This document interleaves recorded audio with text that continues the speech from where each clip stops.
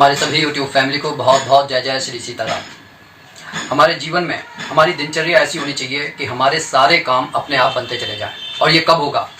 जब हमारे सुबह की शुरुआत पॉजिटिव होगी। वो पॉजिटिव कैसे होगी, आइए उस बात को जान लेते हैं।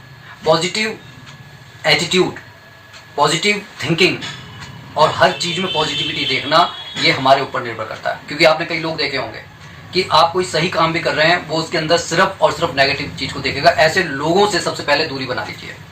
जो सिर्फ नेगेटिव देखते हैं उनसे दूरी बनाना जरूरी है। ठीक है, कई बार लोग कहते हैं नहीं यार, ऐसे लोगों की भी जरूरत होती है जो ऐसे नेगेटिव को देख लेते हैं, जिससे काम हमारे, अगर कोई उसमें बाधा आती है तो उसको दूर करने के काम आते हैं। लेकिन अगर हर वक्त ही आदमी नेगेटिव रहेगा तो आप सोचिए ना कि वो कोई काम पॉजिटिविटी से कैसे करेगा। तो सबसे पहले तो आपको जो सुबह की शुरुआत करनी है, उस सुबह की शुरुआत करने से पहले आपको रात्रि में सोते समय ही अपने आप को पॉजिटिव एनर्जी से भरना है। पॉजिटिव एनर्जी से भरने के लिए सबसे पहले तो आप एक काम कीजिए, एक गिलास भरकर जो पानी है उसे वहीं पर रख लीजिए। ठीक है, अपने सिरहाने पर।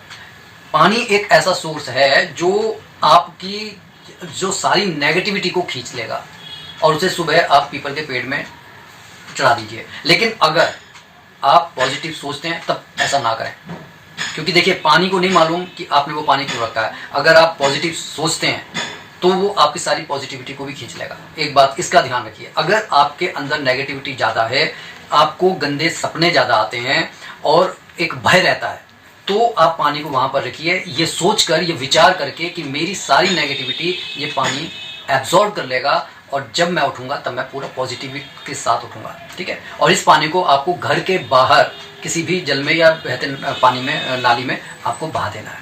पहली बात। रिश्तों में अगर कोई परेशानी अगर आप देख रहे हैं रिश्तों में, तो आप हल्दी की एक छोटी सी गांठ सोते समय अपने पिलो के नीचे रखकर आप सो जाइए। 15 दिन के बाद में फिर इस हल्दी को बदल दीजिए और इस हल्दी को आप कहीं पीपल के या बरगद के पेड़ पर आप डालकर आ जाइए। इससे आप देखेंगे कि रिश्तों में सुधार हो रहा है, क्योंकि जब नेगेटिविटी दूर होगी तो ऑटोमेटिक रिश्तों में सुधार होगा। ये सिर्फ अभी मैं रात के सोने की बातें कर रहा हूँ, अभी सुबह क्या करना है उसकी बातें मैं बाद में करूँगा। इसके बाद में अगर आपको ऐसा लगता है कि कोई नकारात्मक जो है, आप किसी एनर्जी से प्रभावित हैं, आपको कोई ऐसा लगता है कि तंत्र मंत्र की कोई बाधा आपको प्रभावित कर रही है, तो आप एक लौंग अपने तकिए के नीचे रखकर सो जाएं। 15 दिन के बाद में इसको बदल दें, इसे कहीं पीपल के या बरगद के पेड़ पर रख आएं। अगर आपको ऐसा लगता है कि आपके काम में कोई बैरियर्स हैं, आपको सोचने समझने में परेशानी हो रही है, आपकी बुद्धि बंधी हुई है, तब आप क्या कीजिए, थोड़ी सी काली मिर्च 4-5 दाने एक पुड़िया में बांध के, एक सफ़ेद पुड़िया में बांध के आप अपने सिरहाने पर रख लीजिए और सो जाइए। 15 दिन के बाद में आप इसको भी बदल दीजिए। आप देखेंगे कि धीरे धीरे से वो जो आपके विचार में एक नयापन अपने आप आएगा। ठीक है, जो आपकी बुद्धि आपको ऐसा लग रहा है कि बंधी हुई है, वो खुल जाएगी। जो सफ़ेद जो कपड़ा है उसका आप दोबारा से इस्तेमाल कर सकते हैं। बाकी ये जो काली मिर्च है आप इसको पीपल के या बरगद के पेड़ में आप जड़ में डाल जाइए। ये तो हो गई रात को सोने के बाद। अब रात को सोने से पहले एक काम और करना है आपको।